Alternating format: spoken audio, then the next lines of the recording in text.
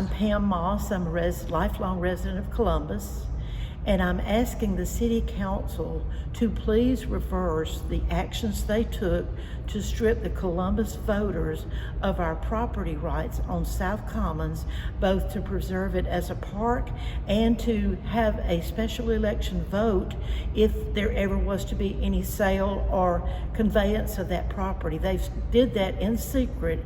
They stripped us of our rights because they were approached by a commercial developer who wants to develop it for a for-profit business rather than a public park. And I want them to restore our rights as have been in the deed for between 100 and 200 years. And that deed called for what sort of vote? It called for the maintenance of that property to always be a public park strictly for the amusement of the citizens of Columbus, and that the city had no authority or power to change that without a special election and by a 2/3 vote of the citizens of Columbus. And when council changed this, it was February 28, 2023. The process began February 28th.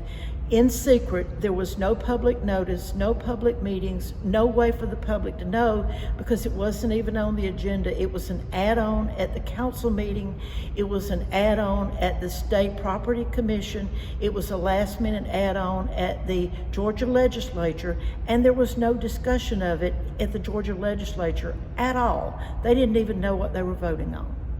Council didn't discuss it publicly either. Council did not discuss it publicly at all. They had a vote, but they didn't say what they were voting on, and several of the people that I've talked to told me they weren't told that they were voting to remove citizens' rights to vote.